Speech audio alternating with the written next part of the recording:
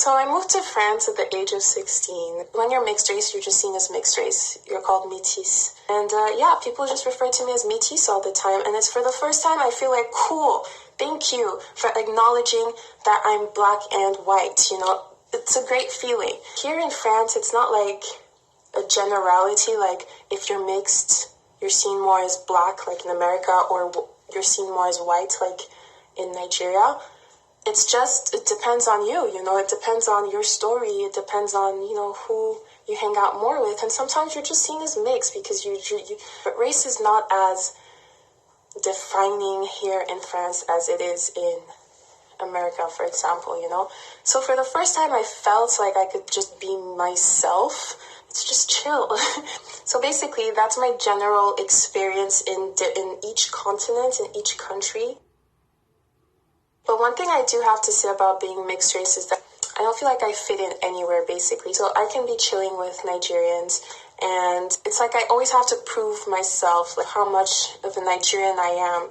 And the more I prove that I'm Nigerian, the more I'll be accepted in the community. So if I can dance like a Nigerian, if I can speak broken English, or, you know, if I can cook Nigerian food, you know, it's like the more of those things you can do, the more accepted you'll be in the community, which I guess makes sense because that's what a community is.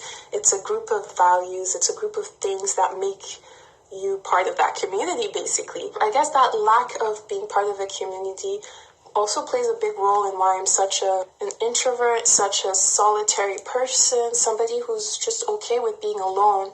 And I guess that my whole story of not fitting in or trying to fit in or having to push away one side of who I am to be accepted by people, all that is just so tiring. And I guess that me personally, I'm okay with being by myself and being who I am 100% rather than having to conform to a group to fit in, you know. Everybody's identity is built on their experiences, you know. Everybody's experience is so different. Why do we need to put people in boxes? Our minds so small that we can't comprehend that people can be so much more complex than the color of their skin.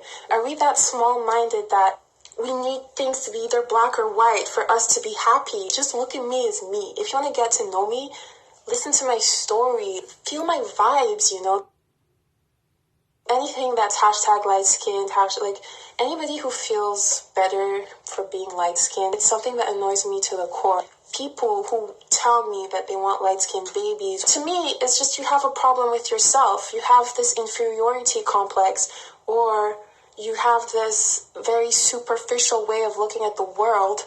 I can't stand ego in general, so be having an ego for something that you were just randomly given, that you were just born with, it's even worse to me. And I'm not gonna lie, I have seen so many light-skinned people, so many mixed-race people put so much value in the color of their skin as well. Like, you see it, you just see them. Like, sometimes they walk in a room and it's like you can just tell that they think they're better than everybody. And like, that's the most annoying thing ever, because then people treat me like I think the same way. This is how I see things.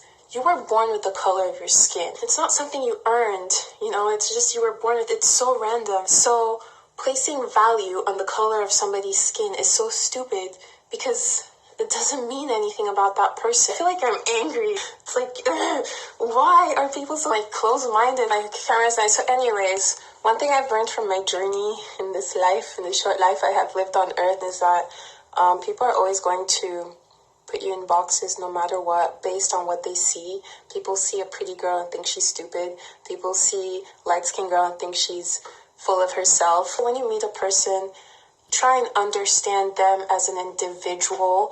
And, you know, okay, yeah, their community does play a big part on who they are, and it could also help you understand that person. But you also have to understand that a person is so much more than their community as well. Their experiences, their travel, relationships they've had have also made them who they are. Your religion, their beliefs, you know, their values. You need to try and be more open-minded. We're complex creatures. We have so much to teach each other, you know.